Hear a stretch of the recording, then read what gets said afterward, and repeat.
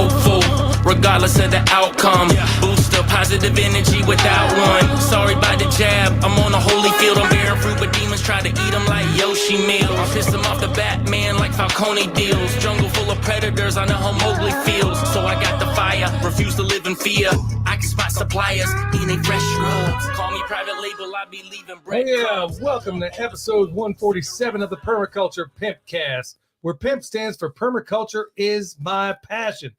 The only Pimpcast on planet Earth where we discuss permaculture, preparedness, practical living, along with my pretty honey, right here. All right, as always, y'all, this episode brought to you by Hickory Ridge Soap from twooldcrowshomestead.com. Turn that simp into a pimp. Bam! Heaven's Harvest, y'all, 10% off with promo code PERMA. Remember, just in time for the holidays, inflation. So, you know, instead of going ahead and saving that money or putting it in a bank or anything like that, you're better off getting things like new tires on your car. You're better off getting things like storable food if you don't currently have it or have a way to produce it.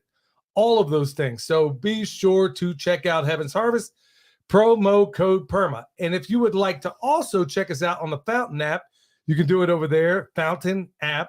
You can triple up the speed. You can leave comments that we don't know how to read right now. So you don't have that option if you know what I'm talking about. But you can also drop a derivation of Bitcoin called Sats. So if you want to drop some SATs on some PIMPs, go do it on the Fountain app.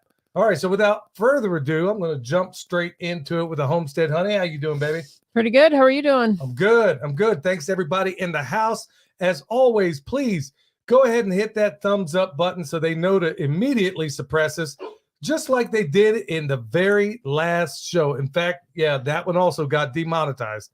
And if you see her smiling right now, it's because she's laughing because there's a dog on the outside of this door that's making all kinds of racket that I told her to put up. Last time during the podcast, we had a cat running around here. Place looks like Dr. Doolittle's place. There's just two animals. Yeah, you got to speak up a little, honey. There's just two animals. Yeah. Well, two animals, too much, and we ain't got time for all of that. So anyway, straight into the farm news. I went and helped a friend today.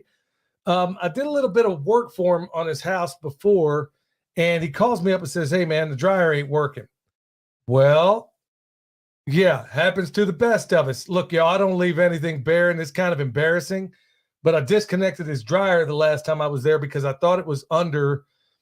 In a nutshell, they had a bunch of these heaters in the house. It was very, very heavily electric all the way around, especially concerning the heat.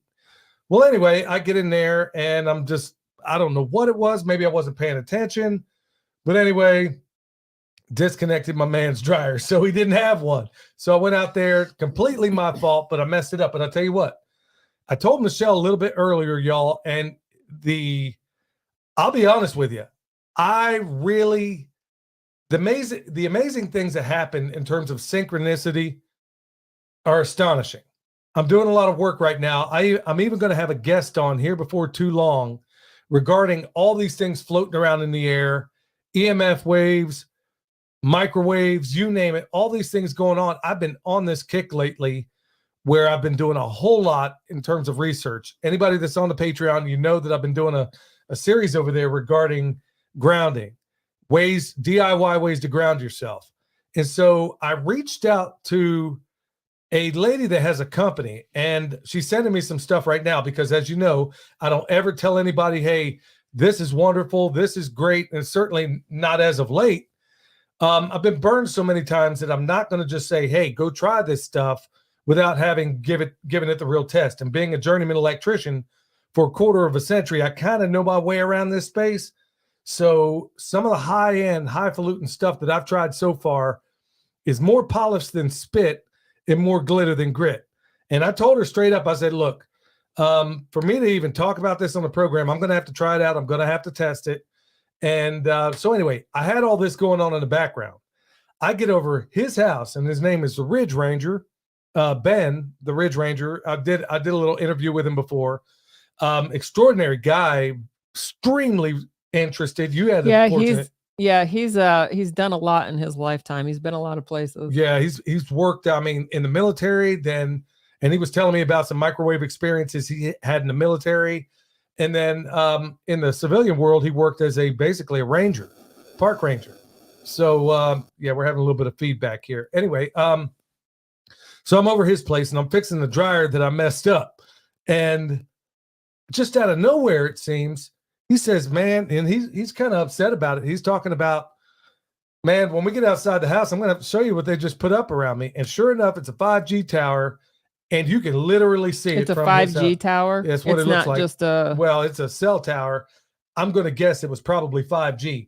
And you can literally see it from his front porch or back porch. And I'm like, you got to be kidding me. And I'm sitting here telling him the research I've been doing as of late, the mitigation strategies I've been talking about as of late, the things I know about, and then I'm reaching out to somebody right now, experts. And like I said, I keep trying this stuff because, like I said, I know how to test this stuff. This is what I did for a living for a quarter of a century. So I know how to test this stuff, and most of the stuff off the shelf is garbage. I know that for a fact. I mean, some of it's pretty highly touted, and I'm like, okay, it's not that wonderful. So here it is. I'm doing this research. I'm talking to this lady who runs this company, and then here it is out of the blue. He's telling me about this cell phone tower that went up. So I'm going to spend a lot more time, especially in the podcast, not in the podcast, well, maybe in the podcast, but on the YouTube channel as well, showing you some legit mitigation strategies because I know how to test it. I know what works. I know what doesn't work. And I know it doesn't sound like permaculture, but believe me, all of this stuff, remember, permaculture is nothing more than a toolbox. right. Wouldn't you agree? Right. So yeah, and it's people care too. So there's a lot that goes into people care. Yeah. And for a lot of us, it's the last thing that we do. And when she says us, she means her, because I've been putting in work, nephew. Yeah, and she does too in her own way, but just not as fully committed in certain areas. Because as we talked before, she's always the last. She's always the last to think about her. I got to make her buy clothes.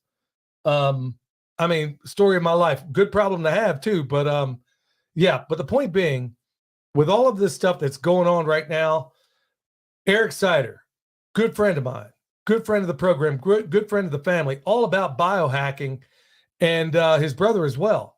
And we're always going back and forth about some of the information we find. And so I'm going from this DIY thing, which I'm finding out a lot of people don't feel comfortable doing. It's not that difficult. I'm going to try to knock the dust off of some of the stuff that I talked about in Patreon. I know I'm spending a lot of time on this, y'all, because it's really that important. We take our cell phones, they go into Faraday bags, they go in airplane mode. Even if you did nothing else but that, it helps immeasurably. I could put a Gauss meter on it, and it makes all the difference in the world in airplane mode, unless somehow they just happen to switch it back on. But I'm going to give you mitigation strategies and as many DIY things as I possibly can, especially when it comes to these smart meters on the houses. Probably going to tick off a whole lot of energy companies out there, but I'm convinced I know ways to get around this, and I know ways to fix it. So either it's going to be something off the shelf that's inexpensive, or maybe it is expensive, but I know almost certainly I can come up with a DIY, being what I am and what I've done for a long, long time. So we're going to spend more time on that stuff because really and truly, everybody around us lost their bees. They're all dead except for ours. The only way I can account for it is some of our permaculture strategies. Obviously, they work. We're not using pesticides. We're not using any of that stuff. That clearly helps. But we also had a device in there that was supposed to mitigate the 5G radiation. But I went on antennasearch.com. I think that's the name of it, antennasearch.com. There's a bunch of, I think there's different websites you can use. I don't think there's just one. If you want to see the cell towers that are in your area. Right.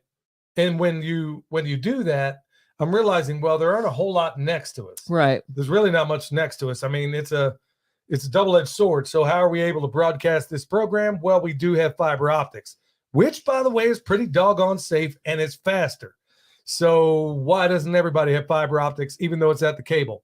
That's another program. It's not a conspiracy theory. I know what I'm talking about. This is what I've done for a living. So, yeah, I'm going to cover more of that stuff in terms of how to mitigate some of this radiation. I've been doing little hacks as of late. Like if you got your phone on you, like I got right here, most of us have them. We got them all the time. There's a lot of things you can do with this thing to mitigate it. For example, if you have it in your pocket, like I do most of the day, because maybe I'm outside listening to a podcast, put it in airplane mode. Believe it or not, that helps immeasurably. Just by putting it in, it doesn't eliminate anything, but it knocks down an enormous amount of stuff. So if you got a podcast, download it and then put it in airplane mode as often as you can. Don't worry, I'm going to be putting in some work on some hacks, because believe it or not, this is all part of permaculture. Because if I'm mitigating 5G radiation that could be messing with our bees or any of the other things ourselves that are sensitive to this stuff, when I'm seeing a massive difference, turning off the Wi-Fi at night, getting the phones out of the room, putting them in Faraday bags, shielding all this stuff, and I'm seeing a massive difference in my sleep. Look, where there's smoke, there's fire, and we got to start with people care. Yep. Which is, like I said, it's the thing that most of us are really bad at. So I'm trying to get better and better and better at it. Diet kind of went off the hook for a little while, thanks to her. Yeah. Thanks to her making all this stuff that she doesn't eat, but wants everybody fat but her. No. Including yours truly. So, yeah. So anyway, getting back in the saddle again, I'm going to put a lot of work in on it. So, other farm news. Sorry, I didn't mean to go that long on it, but y'all, I think it's that important. If you're finding out what I'm finding out in terms of the research I'm doing, it would absolutely floor you what they are doing through these devices. Now, I know a lot of you are probably watching this on a device right now. Put it in airplane mode as soon as the program's over. And like I said, if you're new in here, make sure you hit that thumbs up on the way in. So what else did you do today? You were painting. Yes, I got some rice knives. We're sold out on the website, so I'm working on getting some painted, and hopefully they will be back up tomorrow. So I got those done. Did a little bit of weed eating. A little bit. Look, she suffers back pain practically every single day. And going back to that people care, every single night, she's got back issues, some worse than others. But you sat there holding that weed eater, and then by the time I realized how long you'd been holding that thing, I was like, oh, man.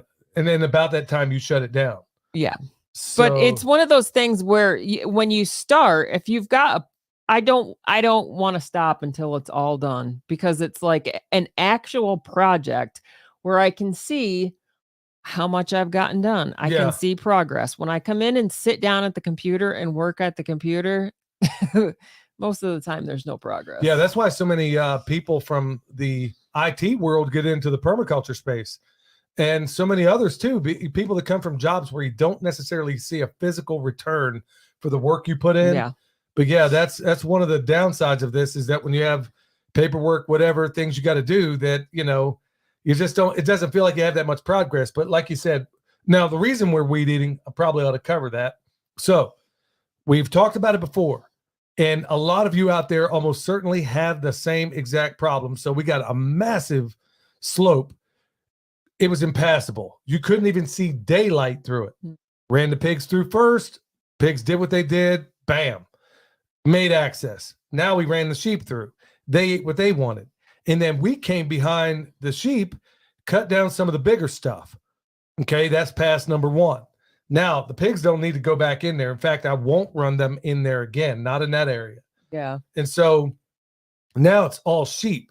But here's what we're doing. With every successive pass that we run them through, you can see the improvement in the ground. First, the vines, the thorny vines, the thistles, all those things are going to be your worst multiflora rows. When you see those things, as we always talk about, it is absolutely awful. Well, and it's, the silvergrass too. That is, I can't stand seeing them. Yeah. So, and that's what we were. Well, why is it there?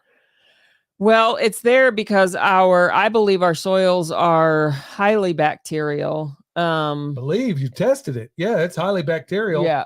Well, when I say I believe, I'm focusing on what the solution is. I know they're highly bacterial, but my hypothesis is that once our soil gets more fungal, then that's going to go away.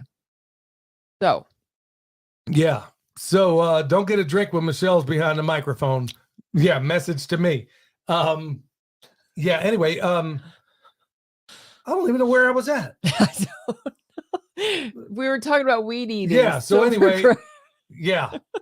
All right. So anyway, yeah. So anyway, these guys, with every pass, we're finding out that the binding stuff it doesn't have a home. So that means you're moving from a bacterial to a more fungal environment, which is what we want for a pasture setting. We want a 50-50. And if we plant trees there too, then you definitely want a fungal. Well, the ratio is going to be much higher. So if it's a orchard, you're going to want it about a 10-1. If it's a food forest, about a 10-1. It's only going to be beneficial if it's higher. So, I mean, like old growth forests that are really healthy, it's like up to 1,000-1 from fungal to bacterial. So in your fields, even though they're pasture fields out there, you still want ideally a 50-50 mix between fungal and bacteria. Right now, it's mostly bacteria. But as we've gone through and we've made this change, what are we noticing? Is that the thorny stuff is going away. Now the silvergrass has its little heyday. Yeah. Well, you can't sit here, just like they said in Forrest Gump, because you're going to be on the first thing smoking. As soon as we go through weed eat, now we did a little bit of seeding. And then now what are we going to do? We're going to hit it with some extract. Yep. Yeah. So extract and then keep running the cycle. And then it's going to become less bacterial, more fungal. That's exactly what we're looking for. So anybody else out there with that same problem, this is why I keep covering that stuff, because we are, in fact, a how-to YouTube channel. Yeah, we may have some entertainment stuff on there here from time to time, but it's honestly showing you how we've taken some really dilapidated, nasty, ate-up ground and turning it into something that is really turning out to be something else. So, and it's also getting rid, as we get more fungal, we're finding, I mean, I could literally show you, and we've done in YouTube channels, where I can show you the demarcation line from myself and my neighbor, and that silvergrass literally stops right there at the fence. And now we're going to start pushing it back even more and doing him a favor, and particularly those donkeys that got running around over there. So yeah, we did a lot of weed eating, and that was the reason why. Ordinarily, it's like, hey, and you know what? If you do cut it down real low and something like that, don't be afraid to put down hay. If you don't have enough, let's say you're showing bare ground, do not leave it bare ground.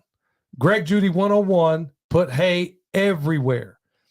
Everywhere. Believe it or not, it will make all the difference in the world. Nature hates to be naked. So other things on the farm, it's getting colder, but then it's getting warmer. T-shirt weather today. We were literally out there. I was out there in my Fermental T-shirt. Michelle was out there in her Peace Pipe T-shirt, which has a firearm on it, which means we're going to get demonetized again. So, well,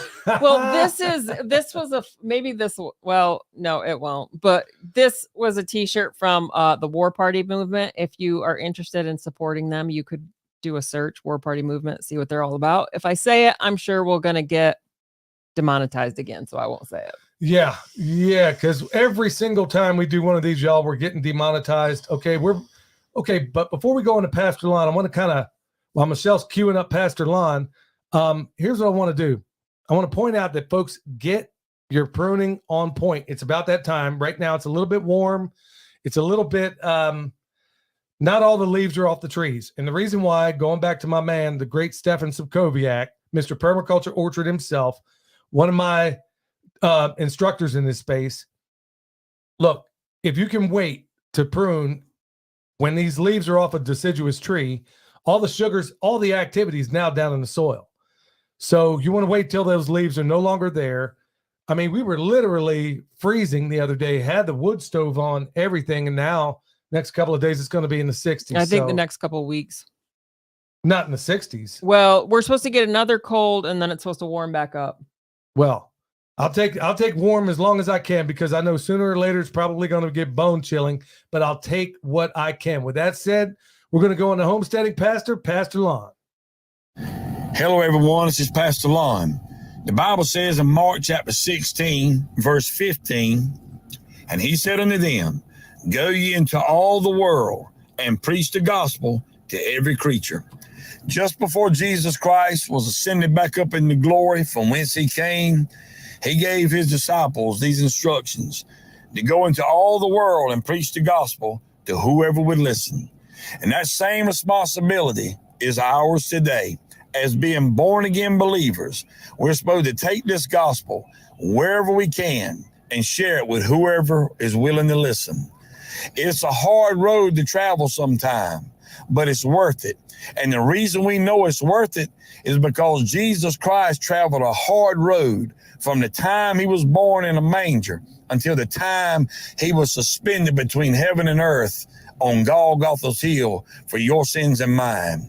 So it's worth the travel. It's worth the journey to share Jesus with others, because it was worth the journey to you and I, because he traveled all the way up Calvary's hill to die for your sins and mine. Homesteading Pastor, y'all, go check him out on YouTube. You'll be glad you did. Good man, man, and phenomenal family, really. I'm glad to see he's on the mend again. So, yeah, check out Homesteading Pastor, y'all. All right, with that said, we're going to get into what was formerly known as bad news, good news. Now it's just all good news, depending on whether or not you like my sense of good news. Well, this first one, don't worry, y'all, it's going to get better and better. Epstein and his lover, Ghislaine Maxwell, were Mossad operatives blackmailing famous personalities with videos of them betting underage girls' book claims. Okay. Now, reason why I'm saying that's good news is because the veil is being lifted in so many different ways.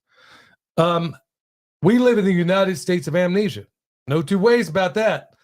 And because of the crucible of really hard times, which is approaching us right now, which is why I'm spending so much time, which is why it's reason we do what we do, because of all that stuff going on.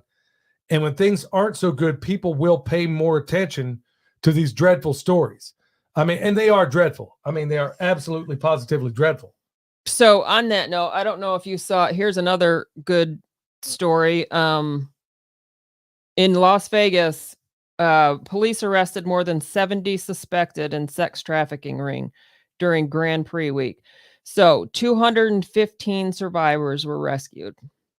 Yeah, awful stuff, y'all. This is why if we mention the V4CR, anybody in the chat, feel free to put what that even means. We even mentioned that. It goes to show you who runs these platforms and who runs all this stuff. If I even bring that name up, 100% guarantee they're going to cut the feed or demonetize this, all of the above, cut the channel, who even knows? If I bring up a lot of what's going on with other organizations, they'll cut the feed too. Even though what Michelle talked about is a drop in the bucket. I mean, that is not even, law enforcement has zero. Listen to the Sean Ryan show and you'll know what I'm talking about. Law enforcement has, thank you very much, Shelly in the house, 2 Old Crows Homestead. Yeah, it's she wrote it right there in the chat. And so did Sandy. Thank you all so much.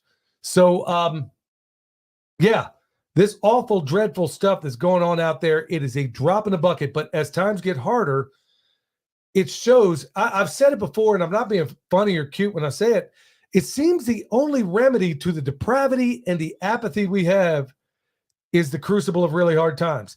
And I've even said it before that I think it's going to take starvation to cure what's going on right now. But right now, as everybody's saying, hold on, man, I've been lied to about this. People that were more than happy in the Matrix before are starting to wake up a little bit. That's why I'm calling that good news. All right, so we'll move on to another good news story. This one is actually really, really good news in my view. The health benefits. Now, like I said, I've been doing a lot of life hacks. The health benefits of morning sun and why you should rise early. Okay, I'm not going to read the whole article, but basically, you're getting the full spectrum of light in early morning sunlight as opposed to midday or whatever. So one of the biohacks that they're talking about out there is getting that first light in the morning. Now, I've heard this for a while, and I'm like, well, it doesn't seem like it makes a difference. You know, why should it make a difference? And I'm like, well, I'm a farmer anyway. I'm out there anyway. So maybe I'm getting the benefits of it. But honestly, if you're a person who likes to sit in or don't get any sunlight, it's little things like this. Like Gary Brecka, another guy Eric turned me on to, this Gary Brecka talks about, there's people that spend thousands, I'm talking over $100,000 to get a bed, a light bed that simulates what morning light does in the morning. And the benefits on your health. People actually spend thousands and hundreds of thousands of dollars to get one of these beds, or they go to a spa where they got one of these things. And I guess you got to schedule time for it. But the cool thing about it is you get the exact same benefit just by getting some of that morning sun. So the light, obviously you got a bunch of different wavelengths in light, but it's when you're going to be most susceptible to getting vitamin D and none of the so-called dangerous rays that you're going to have, with midday sun or anything like that. So, doing what we do, I basically get that all day, but I want to encourage everybody. It's the little life hacks like that, like getting up in the morning, doing a little Wim Hof breathing, or try out that breathing with Sandy dude that she turned me on to. There's a bunch of different modalities, inexpensive things. I mean, if you want to do a cold plunge in the morning, that's look, I haven't done that part yet, at least not consistently, but I'm committed to do it. But there's another little hot life hack that I've been doing for probably a month, and it's concerning coffee. You know about it already, right? Mm-hmm. All right. So, and y'all, I would have never believed this when I heard this about a month ago. I'm like, that's why I'm just like I talked about in the very beginning of the program, that I never willingly pass anything on to you that I haven't kind of test drive myself. And as many times as we've been burned, I'm really being religious about it as of late. So I want to make absolutely sure I'm not passing on bad information. So this other article is from Wellness Life Hack. Why the timing of your morning coffee is everything. Now, try not to tar and paste me with what I'm about to say, but you can vouch for it that I've been doing this for about a month. Mm-hmm. And don't drink any coffee. I'm just saying right out. Don't drink coffee until 60 to 90, actually 2 hours after you wake up. So anywhere between, they say 90 to 120 minutes. I'm about at least 120 minutes, if not longer. Okay, so what's the advantage of doing that? When I first heard it, I'm thinking this is crazy. Well, if you get up in the morning and you have your coffee, you're wrestling with cortisol. But here's the cool thing about it. If you can delay your coffee intake, just drink water. If you can delay your coffee intake for a couple hours, you don't have that midday crash. And then you're not on the coffee bandwagon thinking, okay, I need to go back and get more coffee. Well, if your diet's still jacked up, then you might have that crash anyway, but you might be blaming it on the wrong thing. But anyway, I'd have that mid-morning, or I'd say I'd have that crash basically about noon when I'd get up and have coffee. Ever since I started, I basically don't drink any coffee until, I don't know, 8:30 or 9. A couple of great, you look like there's something funny you want to say, so go ahead and spit it out. What is it? Well, also, Billy, I don't know that coffee affects everybody the way it affects you. I think it might be too much stimulation for you as soon as you wake up in the morning, because like doing chores with you when you have coffee and doing chores with you when you don't have coffee, it's like trying to herd cats is what it's like. No, it ain't. Yes, it is. It's 50 different thoughts all coming out at the same time, and we're going to do everything all right now. Yeah, that's how. That's one of the downsides of my mind is that I'm a quick thinker, and my brain runs faster than most. Now, I'm not saying that to brag, because it's a double-edged sword. My brain runs so fast that if I'm not really cautious, I'll ask you a question and then I'm on to the next question and before doesn't you listen to the answer. Yeah, I'm on to the next one and wonder why you didn't answer the question. And then yet. when you do, no, you do answer, but you don't pay attention to the answer. You just respond slowly. And then you ask me in 5 minutes. No, I'm like, okay, well, I'm going at 100 miles an hour. Okay, let's just say that's one of the good things. But honestly, what I have noticed is I don't need coffee anymore during the day. If I do, it's just because it's there. But it's not like I'm using it as a tool. I'm telling you what, I'll be honest with you, man. Of all the life hacks I've done so far, that has been the hardest thing by far. Yeah, that would be difficult for me. It would have to be a life and death situation before I did that. It was honestly fasting for 3 days for the first time was easier. Yeah. Because honestly, I still have, usually when you break an addiction, they say it takes 3 days. Negative. No. It's been a month. And every time I get up, I'm walking toward the coffee pot and I'm over there saying, no. And look, y'all, it's not like I'm putting any sugar or cream or anything else. I drink it black. I wonder if you did put cream in it or like fat, something like if it would blunt that, that impact a little bit. No, well, you know what? I'm not even going to, I've been doing it for a month now, and I'm seeing that all the studies like this article contends is, it's actually been working out. I mean, I'm not having that crash where I feel like I need more coffee. I'm thinking, really, does it make that much difference? Well, anyway, if you don't take the coffee, you're getting the morning sun, you're grounding yourself. Believe it or not, you don't even need the coffee. In fact, I'm drinking it more, it seems, just out of habit than I am because I feel like I need that kick. Because I wake up pretty wired already. I mean, I'm not a person that gets out of bed thinking, oh, I got to make the donuts. Nothing like that. It's always been for me. I mean, it's really always been something that has actually been quite easy for me to do, is get up in the morning. But I know it's not the case for most people. All right. So with that said, y'all, when we come back, we're going to get straight into the topic. But at first, we're going to hear from my man, Eric Sider. Hey, Eric Sider here with your Pimpcast tip of the day.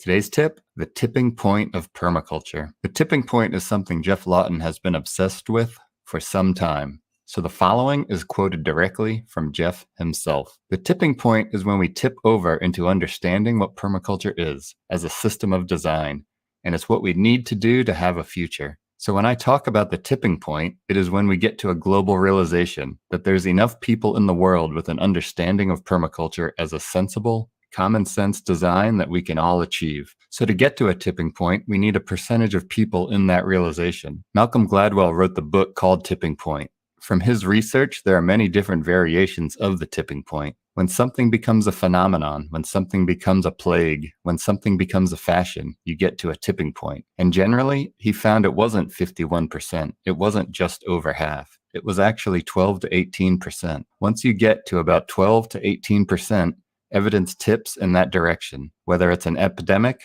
or whether it's a new belief system or it's a new fad or fashion. He studied many, many diverse variations of events that got to tipping point somewhere around 12 to 18%. So once we get to 12 to 18% of the population that understands that there's an ethical design science system that we can use and we can apply to give us a permanent, sustainable, abundant supply line and a future for our biosphere, our planet, then we all tip in that direction and it becomes standard behavior. That's what we're after. We're after that tipping point. So how do we speed up the tipping point? You can find me on YouTube and Instagram at Eric Sider. And if you're in need of permaculture t-shirts or remote permaculture consultation and design, head over to ericsider.com. That's my dog right there. Once again, yeah, as far as a tipping point, I mean, think about this, y'all. It only took, everybody says, yeah, we fought the American Revolution. We did, 3% of we fought it. So all it takes is an irate, dedicated minority to make anything, think about it.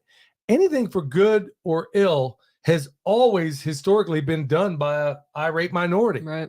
So, that's exactly the place we got to get to. But man, what a beautiful day that would be. We hit that 12, 15%. We just need to make permaculture cool. We need to make farming cool. We need to make growing sweet potatoes in your windowsill cool. We need to, all these things where we can make it cool. And I see it getting there. I see it. And part of it is doing what we're doing right now. Evangelizing this awesome, magnificent design science we call permaculture to everybody and anybody that will absolutely listen to it. Before we had a platform, you can ask anybody I've ever worked with in the trade that I'm in, the electric trade. And I don't care if it was, I would evangelize this, what I did and what we do, to my tool buddy, to a group of people at a break table. It didn't matter. If we were there in any way, shape, or form, permaculture is my passion. And believe me, I made it known everybody I was around. And I never forgotten that, how passionate I was just talking to a tool buddy or somebody that might have even slightly demonstrated any interest in what I do. And, I can't believe it. It is what it is right now. So all of you on board, all of y'all in the chat right now, thank you so much for being here. Thanks a million. All right, before we get into the main topic, y'all, EMP Shield, promo code PERMA will knock $50 off. Like I said, I'm a journeyman electrician, 25 years of experience, IBEW electrician on top of that. And y'all, got to tell y'all, I have never installed anything better on the market. They did not hit me up like any other advertiser here. I went to them because that's how good the product is. And also, the number one threat to your home is not necessary. I would have said until a couple of years ago, wasn't going to be an EMP. I was going to tell you it would be lightning, and it probably still is. But if it does jump off, bolt of lightning hits your house, Kentucky fries everything downstream, EMP shield's going to cover you for 25 G's. Nobody else on the market has a deal like that. They got them for your car, your boat, your generator, everything. So go to EMP Shield, $50 off with promo code PERMA. All right, straight into the topic. Well, here we are. Thanksgiving is come and gone. And, you know, the impetus for this, to even talk about this, had to do with a statistic, or it may have been on a podcast. I've taken so much media that I can't exactly pinpoint where it came from. But I did not realize how many record numbers of people from Thanksgiving all the way through the new year are absolutely depressed. I mean, 'tis the season to get wacky, you know? Whether it's, you know, a lot of people, you know, let's be honest here. Life's greatest injustice is the inability to choose your own family. So some people are thinking, oh my goodness, Christmas is coming up. I don't want to be like a social pariah. I'm going to show up there. Man, they're my family, but well, hey, before we get into that, y'all, just because a family doesn't necessarily make them good for you. So yeah, I mean, there are some toxic family members out there. So just keep that in mind. Maybe it isn't in your best interest to go to these holiday things. Maybe using some of the methods that we've used and what you might consider might help with some of the holiday blues. Michelle, what do you think? Well, I think also this time of year, for me, there's a couple of things that happens this time of year. The days get shorter. It gets dark early. It gets cold. Christmas is coming. The holidays aren't happy for a lot of people. Like, some people are by themselves. It's just not as happy for a lot of people. So, but for me, it's not just Christmas. It's cold. It's dark. There's a lot of variables. Well, let's also consider the fact that you absolutely hate, and hate's a strong word, the commercialism of what it's become. Well, yeah. And then there's that too. There's the whole, where you hear Christmas commercials in August. Yeah. Yeah. It's like they're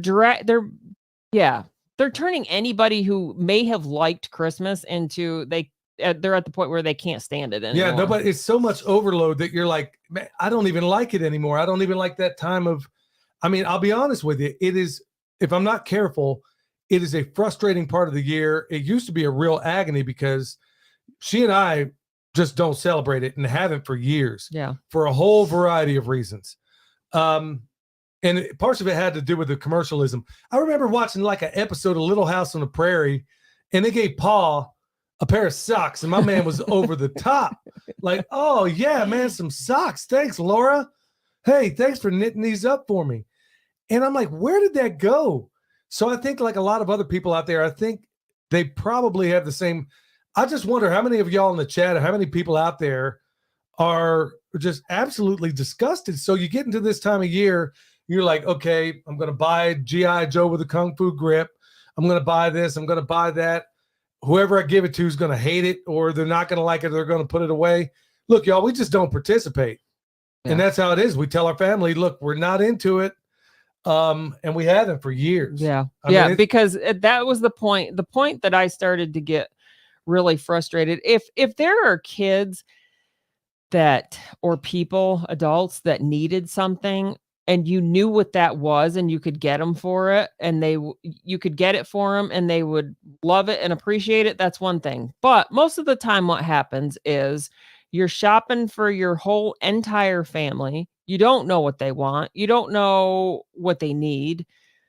They probably don't need anything, really. They probably have too many toys that they don't play with now. And whatever I get them, they're just going to throw it in the corner, and it's just going to be a waste of my time and a waste of my money. Yeah, but you know who is easy to shop for? I guarantee it. Everybody in this chat right now, everybody listening to this podcast right now, I guarantee you, if we were go to a dirty Santa, what do you call them things where you give out presents or whatever? Yeah, there's a bunch of different names for them. Or I tell you what, if we just had like a potluck where everybody says, okay, bring a gift for somebody in this room, because we're all congregated here right now, buying gifts for each other in this chat and otherwise would be insane simple. You know, I mean, I could wrap up some bone sauce or a rice knife, or everybody in this chat, or you would send me things. We automatically know what each other would probably dig. You know, it would be maybe something gardening, maybe some little gadget or whatever, because we're all in this space. We generally know what each other wants. So that's one thing. But if it's in another, I mean, plus there's a whole lot of people that just don't have anybody out there. Right. You know, it's those people. I'll give you a prime example. I was one of those people every time Michelle and William would go to New York to go visit her family. And I would be home by myself. Either I couldn't stay away that long because I had to work. This is years ago. So I made it something of a tradition because honestly, we weren't celebrating it. She and I mean, it's like we see it for what it is, just not going to participate. So yeah, I had this little ritual, I guess. I would go to Waffle House and I'm like, okay, the lady working at the Waffle House, she's waiting on me. You know what, man? I'm just going to give her $100 tip, you know? And, you know, don't be a schmuck about it where you just sit there and you just, hey, this is for me, poor person. Yeah. You don't do anything dumb like that. You just pay for your meal. Hey, have a nice day. Put it on a plate, walk away, or, you know, put it under the plate, walk away. Don't even stick around to see the response. Right. But obviously you don't want some schmuck there next to you that's going to snatch it up either. So you want to be smart about it. But the point being is that I'd get out of there, jump in the truck, and then I could see them pick it up, and then you could see their face light up. Mm-hmm. Because 9 times out of 10, that waitress working at the Waffle House has got somebody at home. All right. And you're here on Christmas. And you're not making very much money. Yeah. So I'm like, okay, so that was something of a tradition that I would do.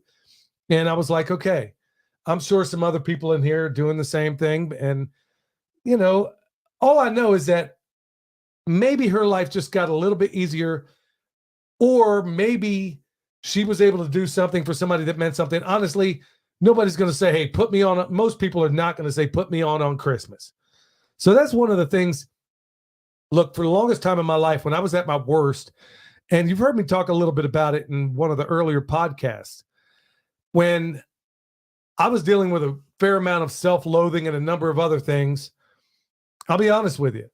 The one way I was able to cope with all of that, the thing that made me cope with a lot of that, was really a couple of things, but one of them was volunteerism. I mean, I did so much volunteer work, you know, whether it was back in the day, it was Habitat for Humanity. Then I quit messing with those guys for a whole variety of reasons. You know, it was us in the skilled trades that actually built this thing, but every time you'd see a commercial, they'd talk to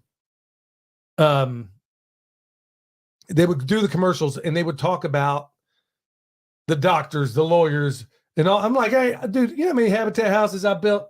I ain't ever seen a doctor or a lawyer on any of those. All I ever saw was skilled trades out there. And so I'm like, okay, well, let me go find another one. So it was Christmas in October. We did that one all through Kansas City. Still goes on. And it's a really good thing. And then there was a whole variety of other things.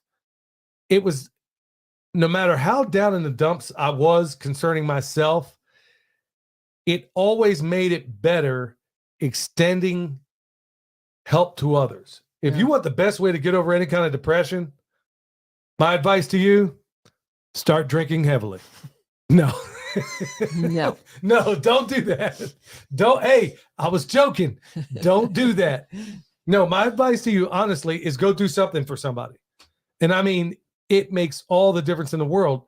Obviously, it's going to sound almost cliche, but how about it's true, because if you do something, like if you put yourself out there, a lot of times you're going to find out. Like for me, this is just a personal, what I've noticed. Sometimes we get doing this kind of work. We're here by ourselves and we get stuck in our own heads.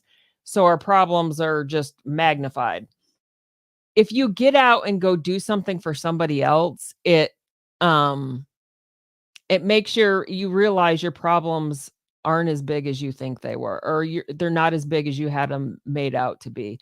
Like, and your problems are actually like, I'm trying to think of this one thing. It's like if you when you realize what other people are dealing with, you're going to choose your own problems, because other people's problems are so, people have some pretty big things that they're dealing with. So I think that's a great thing to do, is get out and just volunteer, do something for somebody. Yeah, I think that's exactly like this Christmas, since we're kind of officially empty nesters now. That's one of the things she and I have already talked about, is going out there feeding some of the homeless bums. Well, I'm sorry, scratch that. Hey, sorry for the live audience. Old habits die hard. Okay, some of the homeless. What do you call them people? Oh, homeless. No. They're not homeless. They're unhoused. Oh, unhoused. Yeah, that's what they call them now. Yeah, when I grew up, they were called bums. Okay, sorry. But yeah, the unhoused population, that's what they call them now. Man, I'm almost ready to go down another rabbit hole, but I'm not going to do it. Look, that's one of the things we're going to do this year. And it's not because I feel this natural compulsion. And it's like I said, it almost seems cliche, but even at my worst, I always felt better when I was in service. My name is Billy, okay? And you look at the meaning, it's William, obviously, means protector. Wilhelm, put on a helmet. And I've always seen myself to a certain extent as that. And so being able to live up to the meaning of my name, it means a lot to me. Like even the Bible says in Proverbs, a good name is rather to be chosen than great riches, and loving favor rather than silver and gold. So yeah, I know that the variations of what that means could be a number of things, but let's just say with my name, I'm trying to live up to it and be that protector. At least I'm trying to be. And if I can go out there, because I've been blessed with so much, even at my worst, my worst day on earth is better than probably the best day on earth for somebody living in Calcutta or somebody in LA or somebody in downtown Kansas City. You know what I mean? It's relative. And when you see some of this earth and you realize even our homeless people, think about it. They're homeless, right? But all the ones around Asheville, they all got brand new shoes and a cell phone. I dare say the homeless in Calcutta ain't walking around with cell phones. They're in, situations like Slumdog Millionaire. But look, y'all, that's going to be, I'll be honest with you. It's Pete the Squatchy said it a minute ago. We ought to be doing this stuff all year long. But it's especially at this time. Do you know any old folks around that don't have family? If we don't live in a highly populated area. But I guarantee you, if I knew, we do other things for some of the older community around here. I won't talk about what that is, but we do things. And we help feed them in our way. And if you know who those people are, inflation is through the doggone roof. Do you have any extra meat in the freezer? Maybe they're really proud and just don't even ask them. Say, look, hey, I got this extra turkey, or I got this extra pulled pork, or better still, you don't want to cook? Why don't you come on over to my place? It could be any number of things. Yeah, some of these folks, you bring them in. Yeah, the mashed potatoes taste like mothballs, but that ain't really the point. It's putting a smile on somebody's face and letting them feel a little less alone. She and I started watching this little bit of a program on Netflix, and it's about longevity, about blue zones in the world. Okay. Zones. And those are the places on earth where, we don't watch TV, but it's like, okay, so every blue moon we'll watch something. So she pulled up this program called Blue Zone. And in a nutshell, it's basically all these zones on planet Earth where the population, believe it or not, quite a few of them live to well over 100 years old. And so they're trying to find the commonalities between these things. The one thing they all have in common, and of course we're only like 2 episodes in, but the things we've seen so far is in every single one of those cases, and these high, long-lived things, is they have community, old folks community. Right. So it means we're in a bind, honey. Well, but also, and that's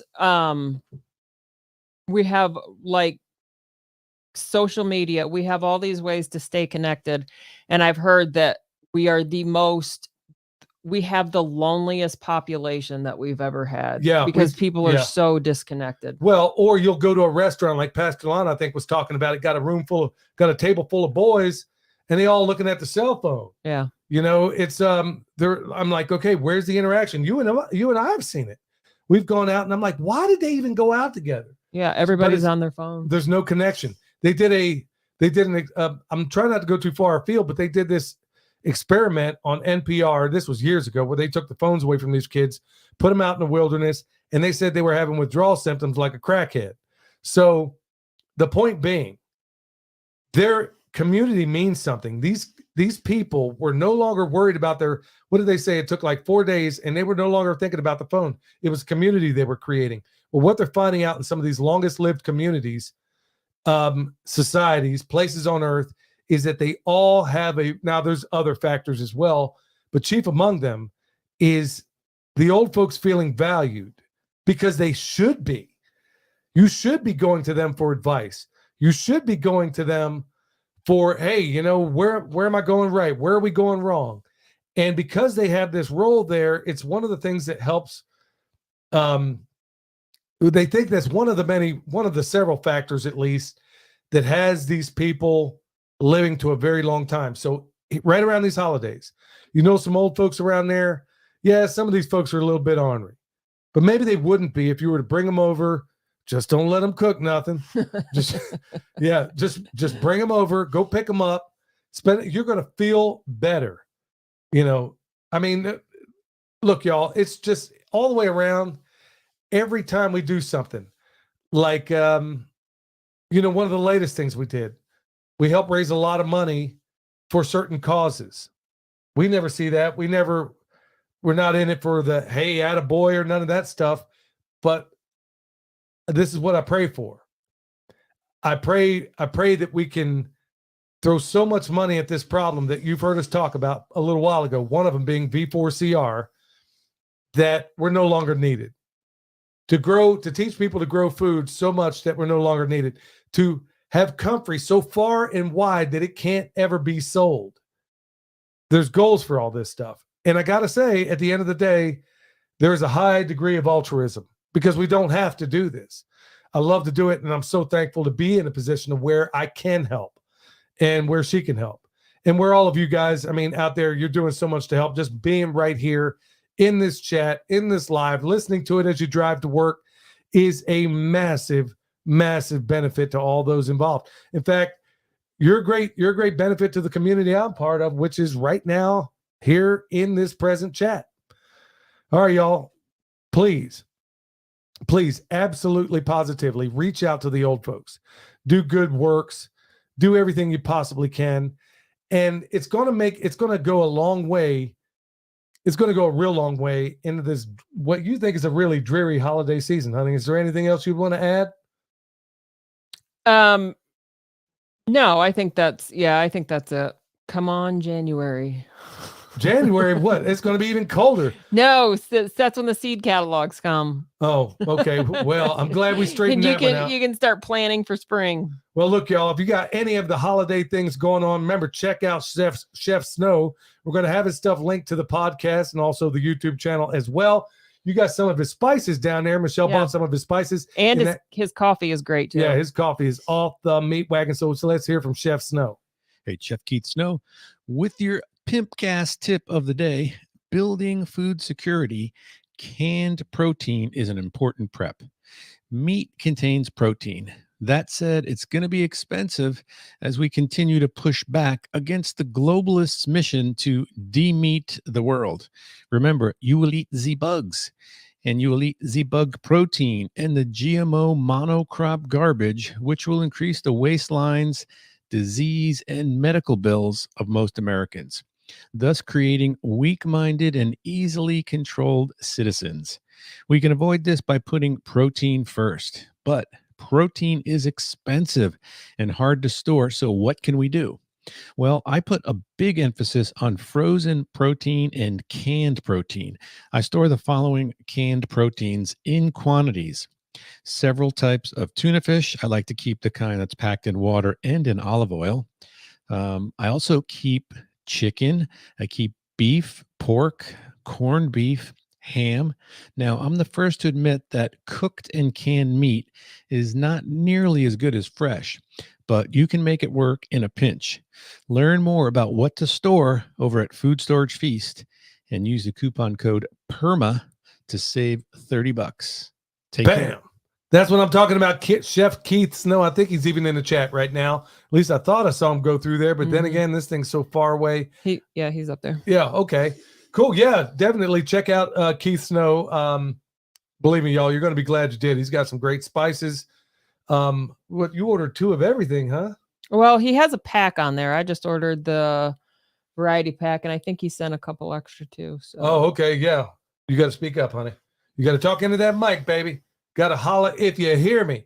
All right. So we're going to go into Q&A thing. If you got anything, y'all leave it in capital letters if you would. It's not, I'm having a hard time seeing that screen right now. So, yeah, I don't know if that thing can get any bigger. Anyway, right here, we got one from Philip. Came out before. Here it is in a nutshell. I won't go through all of it. But basically, he says, my girlfriend and I are looking to get something reasonable. Hang on. He heard a while back about how to buy land. I've talked about how to buy land on the cheap. And basically he's saying he and his girlfriend are looking to basically find a place. And he's saying, hey, can we point them in the right direction?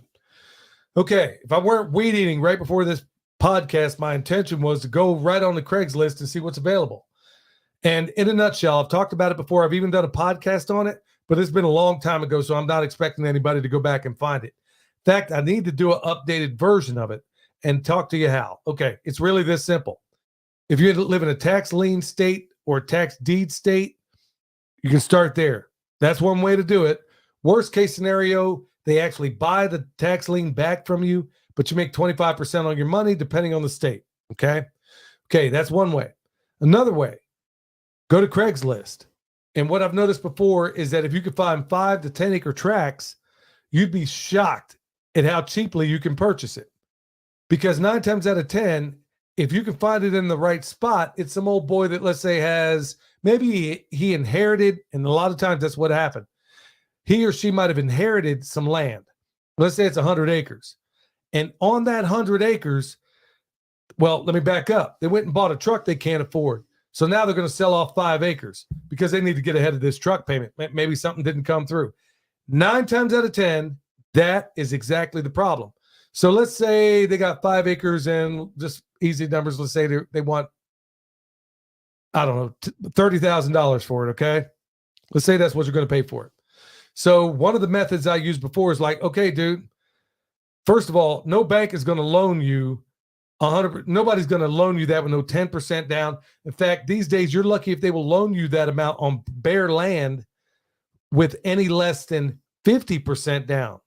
Unless you have a really good relationship with that bank. Ain't going to happen. So here's another little method you could do. Say, okay, Jack, I'm going to pay you 30 G's. Don't even try to talk him down because you're going to save money on another way. Here's how you do it. So I'm going to pay you your 30 G's, but here's how this is going to go down. I'm not going to pay any interest at all. I'm going to give you $500 down and $500 a month. You can structure it that way or however it works out for you. Because remember, you're solving that person's problem. When I saw him meet up on the property and I saw the truck he's driving, yeah, I'm like, okay, he just needs to meet that truck payment. And that's all I got to solve. So go out there and say, look, okay, I'll give you your full asking price, but I'm going to give you, it could be anything you work out, but the more the better because you pay it off quicker. So let's say it was $500 down, $500 a month.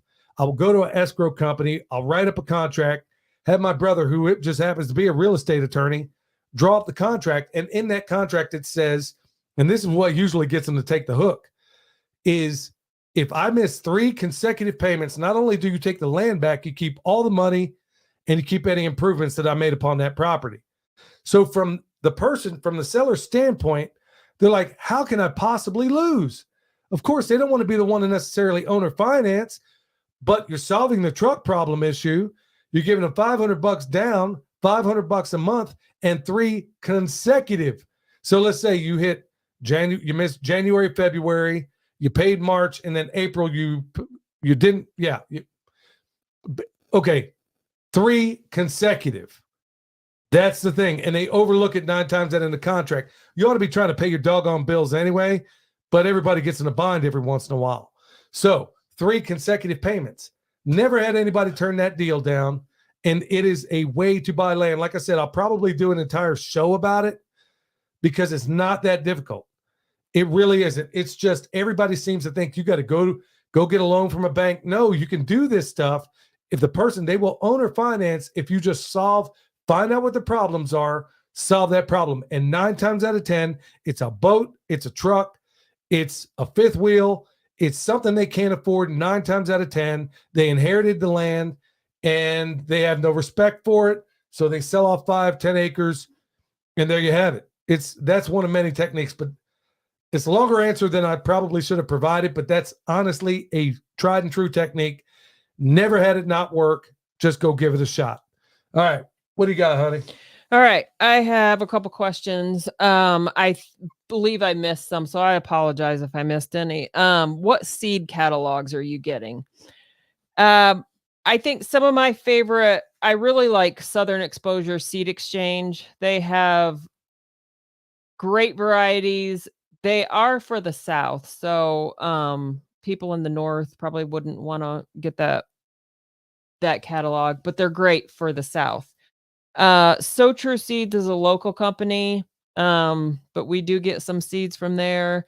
Seed Savers Exchange is another good place to get seeds. There is a company out there that has an excellent seed catalog that I love to look through. Their germination rates just aren't great, so I don't buy seeds from them, but they have a great catalog. And if you can, some of the varieties you might just look through, pick them out, and then see if there's any other place you can order them. Yeah, that's what I'm talking about. All right, so we got another one. Like I said, we show all the warts too. Had one from Walter. He was a longtime subscriber, and he writes this letter, not a letter, it's an email, and basically says, look, man, I got to drop off of Patreon. And then he says, look, man, I'm going to focus on scripture and following his guidance in my life. YouTube is great, but there are dozens of channels I'll be unsubscribing to as there's way too much gloom and doom. I'll stay subscribed to your channel for now. Thanks. No, I get it. I mean, there's more here. And thank you, Walter. I mean, most people, when they drop off, they just drop off, you know. I appreciate, because honestly, it gives me some direction. There are times where all of us get tied up into a certain pattern of behavior. That's why I got rid of the bad news section of this podcast. It's because I was like, do you really need me to tell you any more of it? I mean, let's talk about some of the good stuff out there. You don't need me telling you about any of that. But I totally get it. You know, there's another person that wrote to me a while back saying, yeah, I can't even afford. Man, it's heartbreaking when you have somebody say, look, I can't even afford the $1 a month. And I get it, man. I totally get it. I mean, there's so many people that are on a fixed income, you got all the money in the world to fight, to just give it away to people who are willing to murder other people, or let's go bomb somebody or put some depleted uranium in the water supply in Iraq, whatever the case may be. But meanwhile, we got old folks here flipping coins, deciding whether or not they're going to take their heart medication or whether or not they're going to eat. So, yeah, we got some things sideways in this country. So, yeah, I totally get it, Walter. What do you got, honey? All right. I see a couple questions asking about how William and the family is doing. They are doing great. Baby June is growing. Just turned a month. Yep. William sent pictures the other day. She already looks like she's grown since they've left. So everybody's doing great. Yeah. So we got one here. Check this out. When we did that thing talking about the goats that got stabbed last week, okay? They pulled I got an update from Troy and Jody. Basically, they exhumed the goats. And exhumed goats. I didn't even know that was a thing. And they sent them off to Clemson for, to go check them out, basically do some kind of autopsy on them. And it was determined that a pack of stray dogs killed the goats, but somehow they got into the barnyard, killed the goats, but not the chickens. Look, yeah, I don't take back anything I said. There are still some whack jobs out there. And it seems a little bit, I mean, I don't know who did this test, but you can usually tell when a dog did something. Yeah, the original article said that they were stabbed, right? There's a big difference between stab wounds and a dog attack. Yeah, there's something not making sense there to me on that one. I don't know. I mean, it went to a university, so granted, I'm going to be skeptical anyway. But usually when a dog does something like that, yeah, I've seen a yellow lab kill chickens just to kill them, but she was playing with them. Well, I don't know if she was playing with them, but she killed them. I think she was killing them. She was killing them. I mean, dead right out there, watching them right out the window in the bathroom. And I'm like, am I seeing this? Yeah. So that sort of thing does happen. I just don't know how you can mistake that, because normally when a dog does something like that, they're not just going to kill them and then go away.